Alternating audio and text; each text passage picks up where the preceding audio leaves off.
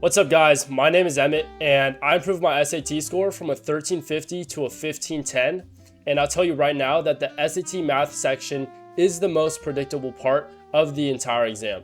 In this video, I'm going to discuss how you can get an 800 on the math section consistently every single time you take the SAT.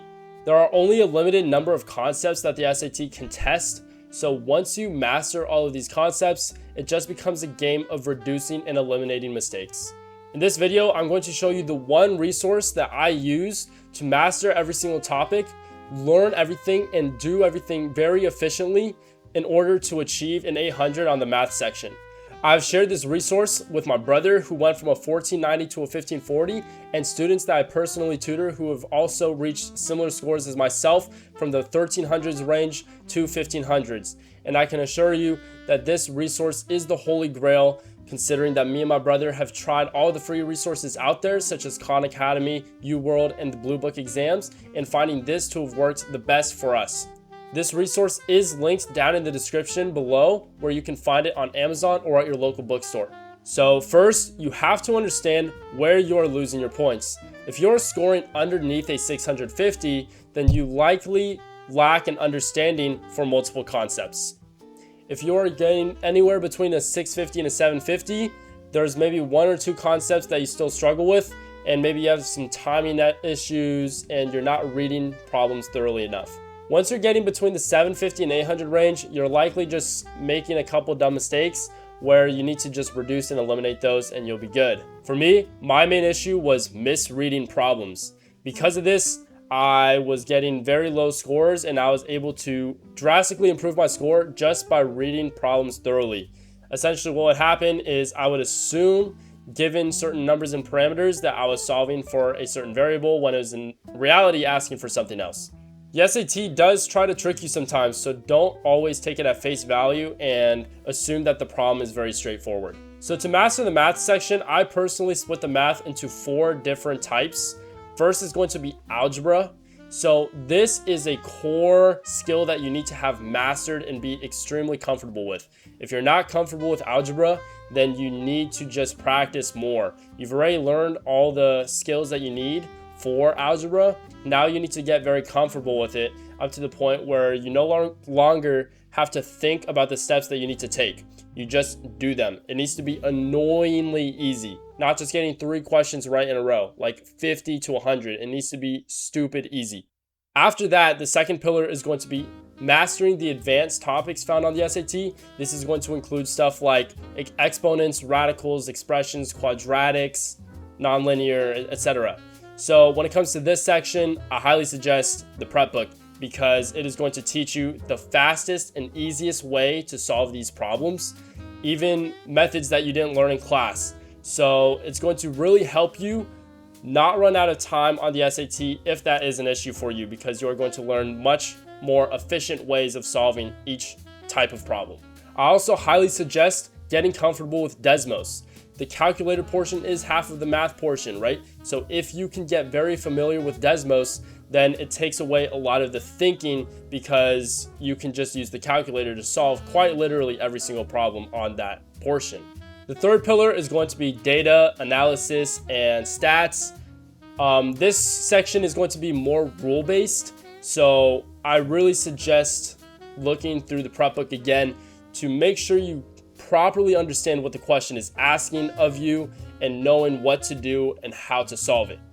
Once you start realizing what the question is asking and what steps is required, this section is not computationally difficult.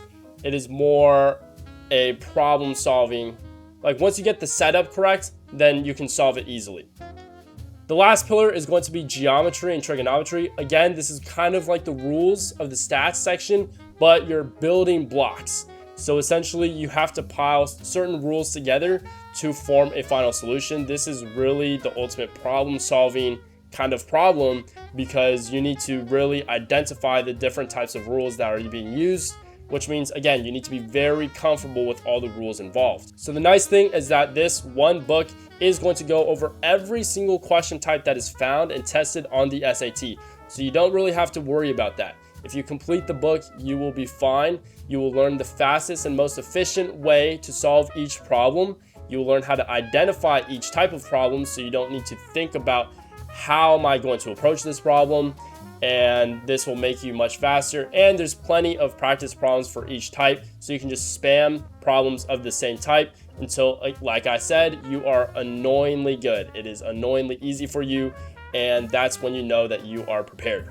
I really don't suggest using the practice exams to practice math because you will only see 1 or 2 of a certain question type on the entire practice exam. So you're not getting enough practice, enough reps in on that question type. This is why I highly suggest using the workbook, because you will get to do plenty of problems of that exact question type in a row. So that way you never miss that question type on an exam ever again. You will notice that every time you do certain chapters in the prep book, if you were to take a practice exam, you will be able to immediately identify those questions on the practice exam, and you will know exactly how to solve them, and you will get them right. This really takes out a lot of the stress and pressure because you're no longer thinking about how to approach a problem. However, once you do complete the prep book, I do highly suggest taking practice exams to make sure your score is improving, and also to make sure you are finishing the test in time. One suggestion that I will make is to always mark the questions wrong and review them after, but also mark the ones that you're confused on while you're going through the test. So even the ones that you guess correct or maybe weren't the most confident on, you can still review those and make sure you actually understand those problems as well. Another easy trick that I love to use on exams, not just the SAT, this applies to any exam, is when it comes to difficult rules and memorizing formulas, I really like to just study them right before walking into the test. So I'll have these written down on my phone, read them for 5 minutes right before going into the test, and write them on the page the second I get the test before I even write down my name and start solving anything. That way they're right there for me before I have to do anything. I can forget about them, not stress over if I'm memorizing this formula correctly or not throughout the exam. Anyways, those are the tips that I have for the math section. I hope you guys really enjoyed this video. If you guys have any questions, please leave a comment down below. You can also contact me on my Discord server, linked in the description. Anyways, my name is Emmett, and thank you for watching.